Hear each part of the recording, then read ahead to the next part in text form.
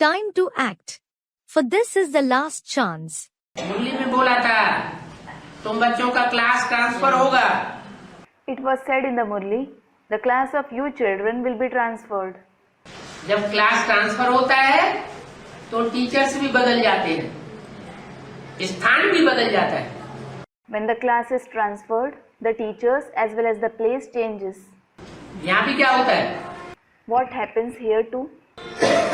Basic knowledge में से जब एडवांस में आते हैं, When you come from the basic knowledge to the advanced knowledge, तो टीचर्स भी बदल जाते हैं और स्थान भी बदल जाता है. the teachers as well as the place changes. पढ़ाई वही है. The knowledge is the same.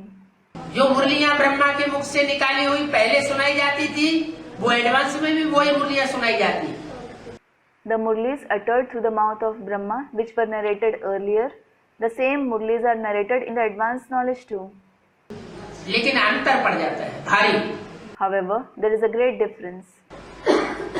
Basic knowledge में सूरदास, कबीरदास, तुलसीदास के दोहे, कवित्त, चौपाइयां सुनाई जाती हैं, रटाई जाती हैं.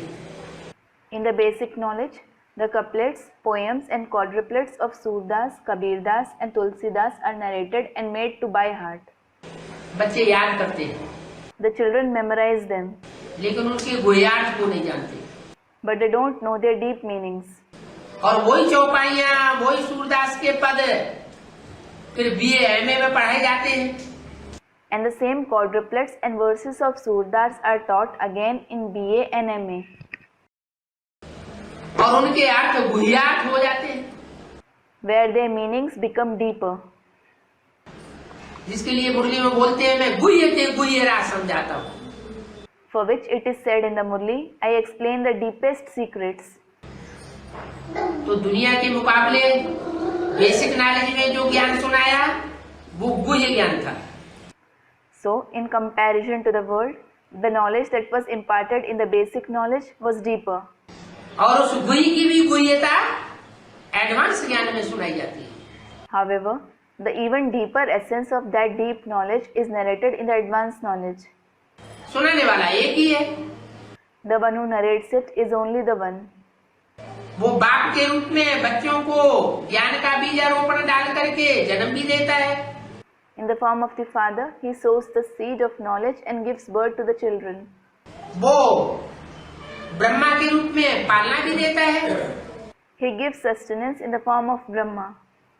और वो टीचर बनकर के एक एक मुरली के महावाक्य के हिज्जे हिज्जे कर करके भी समझाता है. And he becomes the teacher and explains every great sentence of the Murli word to word. ये मुरली के महावाक्यों को हिज्जे हिज्जे करके समझाना, गहराई से बताना और किसी मनुष्य मात्र का काम, किसी ब्रह्मा कुमार कुमारी का काम नहीं है. This task of explaining the great sentences of the Murlis word to word and teaching them deeply isn't the task of any other human being or any Brahma Kumar Kumari. तो वो टीचर भी बनता है. So he also becomes the teacher. Supreme teacher है.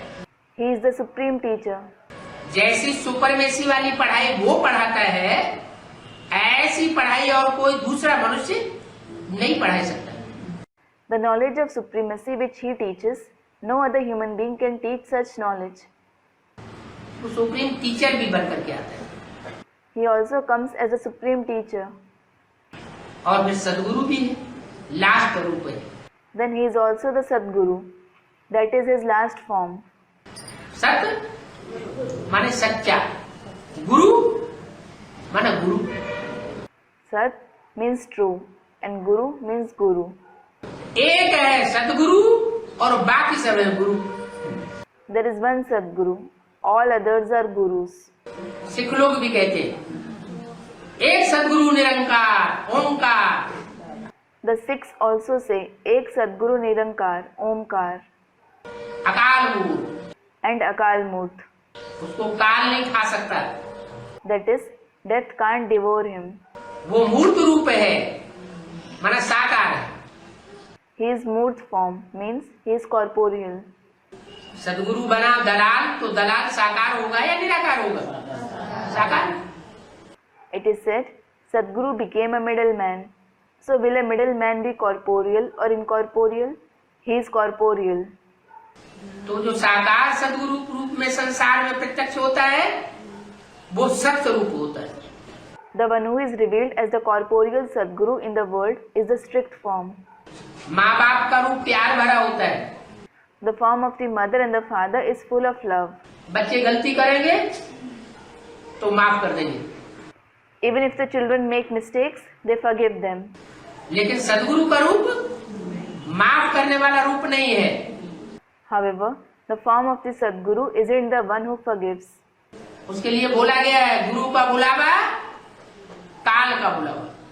It has been said for him that the call of the Guru is the call of death.